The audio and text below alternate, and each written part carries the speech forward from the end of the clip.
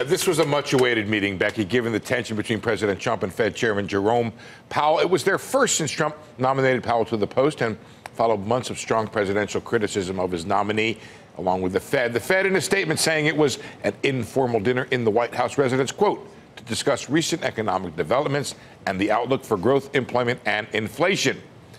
Now, the Fed was specific in saying Powell's comments to the president, quote, were consistent with his remarks at his press conference of last week.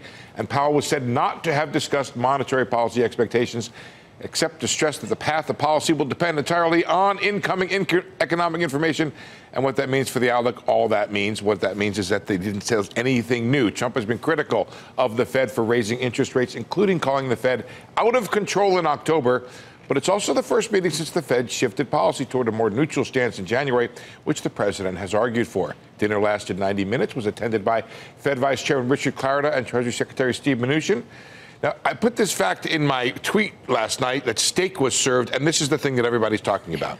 That it was not McDonald's, was the steak tough? That was the most important fact. I don't know about how it was served. It was enough to get the detail that steak was actually served.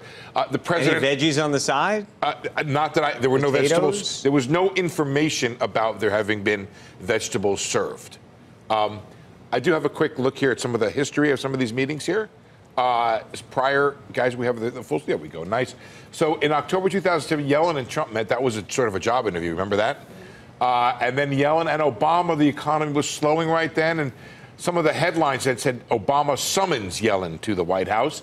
Yellen and Obama in November 2014. There's also an August, I think, or a 2011 Bernanke and Obama meeting. And then to talk banking reform amid the crisis, Sheila Bair and Obama all met. These things are normal. They happen. It looks like, I don't know, every couple years or so. It's not unusual. But usually there's this sort of public tension between the two. Yeah, and I think what's probably so notable about this is that it was just last week that the Fed really went into Dove overdrive, which is what the president had been calling for so long.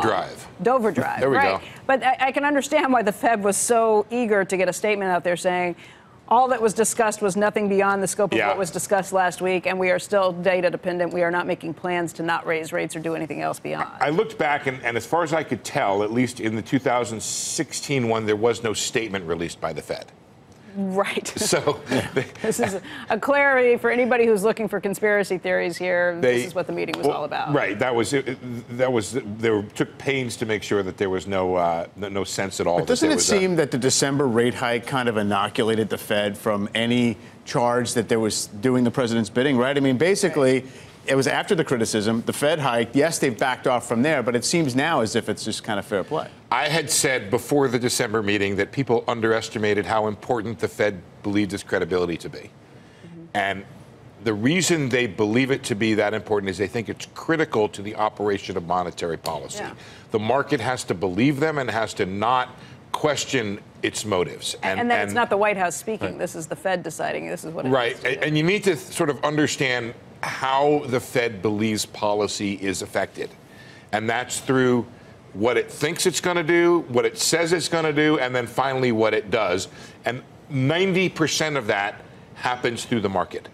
And the more it happens through the market, the less they have to do. If they lose that credibility, and there's a ton of research that animates the Fed's thinking on this, about the importance of credibility, the importance of independence.